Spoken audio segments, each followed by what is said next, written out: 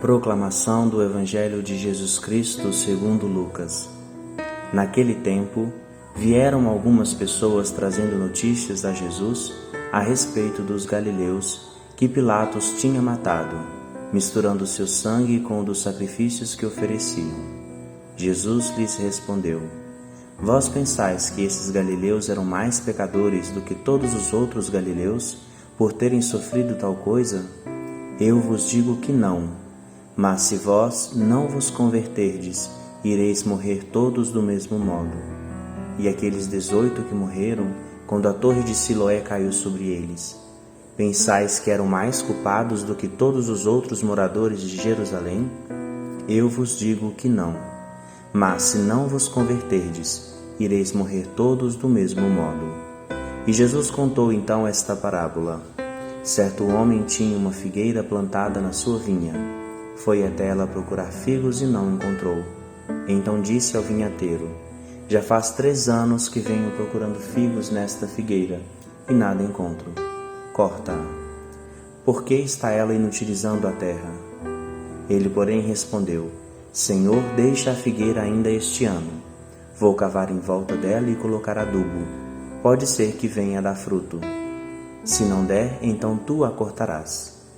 Palavra da salvação. Glória a vós, Senhor.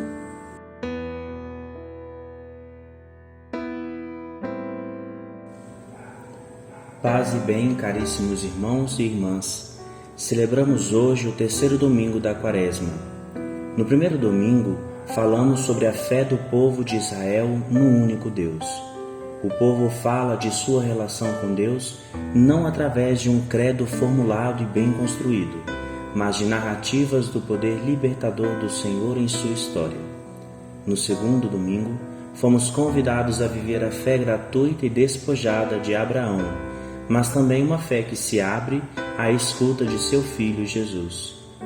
Neste tempo quaresmal, nós somos motivados a não deixar a nossa fé cochilar e passar despercebido a importância de uma vida em constante conversão para vivê-la como dom total, tal como Jesus. Neste 3º domingo da Quaresma, o tema central é a conversão. Só podemos viver a liberdade se nos comprometemos com a luta cotidiana de sermos sempre homens novos e livres da corrupção do pecado e da morte e de tudo aquilo que nos escraviza e nos leva a ser o que nós não somos. Mas o que nós somos? Que é o homem? Na primeira leitura, Deus manifesta-se a Moisés na sarça ardente e o convida a ser um instrumento de libertação para o povo que estava sofrendo no Egito. É o Deus de Abraão, de Isaque e de Jacó, que vê a aflição de seu povo e que escuta o seu clamor. O que restava ao povo de Israel era a morte.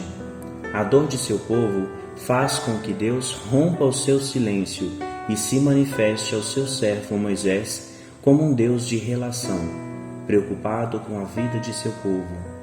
Moisés é chamado diante de tão grande mistério a ser um colaborador da obra de Deus em favor da vida. A iniciativa de Deus em chamar Moisés denota toda a sua presença constante e fiel em acompanhar e cuidar com carinho de todos os seus filhos e filhas. Deus se manifesta como Deus de Abraão, Isaque e Jacó, mas também como aquele que sou. É o Deus fiel no qual tudo que oprime e destrói não tem lugar no coração de Deus. O que deseja o Senhor é que seu povo seja livre e feliz. Por isso Deus nunca fica de braços cruzados a olhar os sofrimentos dos homens e das mulheres. Cientes desta ação de Deus, o fiel eleva aos céus uma oração de louvor e de bênção. Quem é o nosso Deus? É aquele que perdoa, cura, liberta, tem compaixão, olha para os oprimidos, é indulgente, é favorável, é paciente, bondoso, compassivo e grandioso em seu amor. Diante das dificuldades da vida, como nós temos reagido? Lutamos ou nos acomodamos? No Evangelho, Jesus nos convida a um caminhar em constante conversão. Muito mais que as catástrofes, é preciso preocupar-se com uma existência estéril e incapaz de dar frutos diante das obras de Deus. As pessoas que passam por tais catástrofes não o sofrem por serem pessoas piores ou mais pecadoras que aquelas que escaparam. Jesus refuta a doutrina da retribuição, tal como acontece no livro de Jó. Se não acontecer a conversão, morreremos todos do mesmo modo, diz Jesus. É fundamental acolher o convite de Jesus à mudança de vida, para que o egoísmo não nos leve à morte. A fé na pessoa de Jesus e nas suas palavras é caminho de reorientação da nossa própria vida. Pior catástrofe é estar inerte e passivo diante da ação de Deus, um coração fechado em si mesmo e no seu egoísmo. Como a figueira e a vinha, Deus concede um tempo para que possamos nos converter e dar frutos. Para dar frutos, então, é preciso converter-se. Qual a nossa resposta a Deus? Mesmo aparecendo que Deus não vai esperar por muito tempo nossa falta de iniciativa, o texto do Evangelho está carregado de esperança que Deus deposita em nós.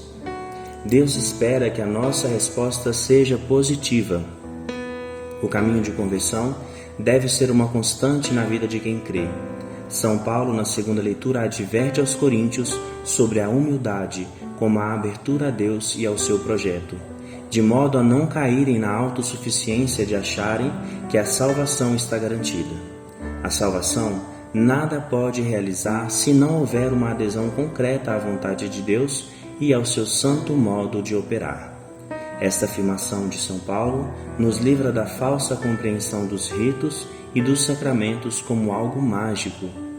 Sem abertura de coração à voz de Deus, como Moisés diante da sarça ardente, e sem uma fé aberta à escuta de Jesus, nós não podemos ser salvos.